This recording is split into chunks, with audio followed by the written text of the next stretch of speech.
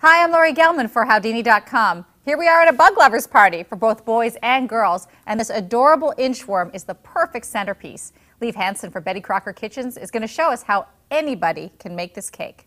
Hey Lieve, how are you? Hi Lori, good to see you. This looks like such a cool cake. I'm very excited to make this one. You want to help? Yes. Okay, well all you need is a cake, and I've baked it in a pan like this. Just remember that you have to grease it and flour it or use cooking spray. That'll make it easier for the cake to release from the pan. I wondered how you got all those humps. Okay. Yeah. So first thing I'm going to do is going to cut it. I'm going to slice off a piece about this size. Let me help you there. Thank you.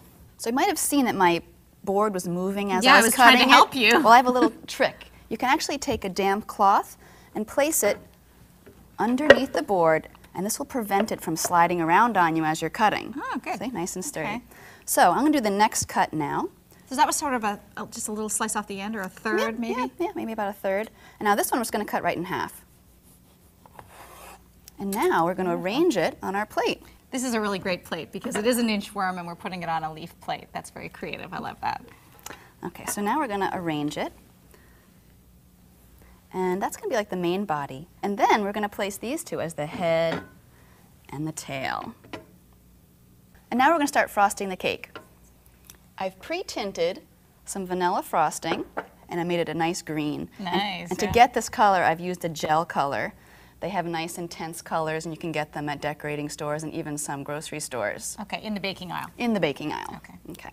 So actually what I'm going to do first is just use a little bit of this frosting as glue. I'm going to put it under to make sure that the cake doesn't move while I'm frosting it. Okay. You're using green, but you could use any color, right? You could use any color for this, yeah. So now we're just going to start applying the frosting. And you just want to cover the entire cake. It's easiest to get the frosting on the top. The hardest part is to get it into these little areas, but this offset spatula will help you. Okay. Right now we're just trying to get a nice thick layer of frosting on 1/4 inch to even up to 1/2 inch. When we start to put the texture in, that's when we'll go back and remove some of the excess frosting. Good. So now I'm going to add a little texture using my offset spatula. It'll kind of imitate the texture of the pan that we used. Right. So I'm going to go back and forth.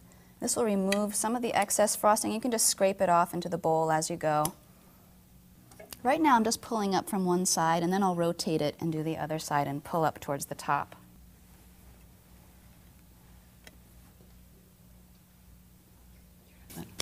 Looks good. Time to decorate? It is. Goody. Let's start with the feet. We're going to use gumdrops. Oh, good. Okay, so we can use red ones, and we can just place them along the base as if he is crawling around. Okay. Something like that. That's great. Do you do both sides of the cake or just one? Yeah, if you want them, you can just have a front of the cake, but if you want to have it seen from both sides, definitely put the feet on both sides. So next we need to make a face. So we can use some vanilla wafers for the eyes, and I'll just put 2. One here.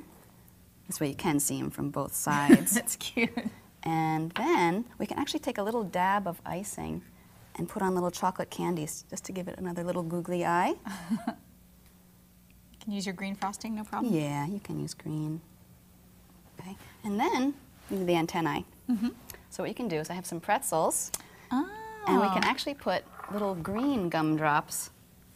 Press it in there. There we go. Okay, and then just stick it in there. Cute. Here's another one. I guess you could use licorice too if you wanted. You could. There Great, see? Perfect. And maybe just make it a little smiley face to make him happy. So I have these little chocolate candies. You can just place them in an arc.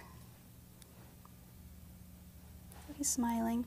So we're done. This looks fantastic. Can I tell you how amazing this woman is? Because this morning, to go along with our inchworm cake, she brought in these amazing bug cupcakes. Are they hard to do? Not at all. Really? You just need to frost cupcakes and then get an assortment of candies. I'm going to make a little bumblebee.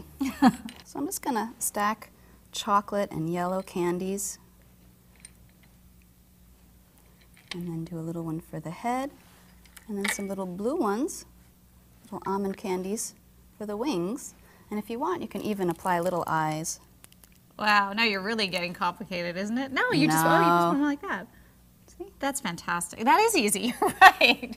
You can really get creative with these, can't you? Yeah, you can find all sorts of candies in different colors. Just have fun with it. Very cool. Thanks, Lee. Thank you. And for your bug party decorations, truly, let your imagination run wild. I'm Lori Gelman for Howdini.com.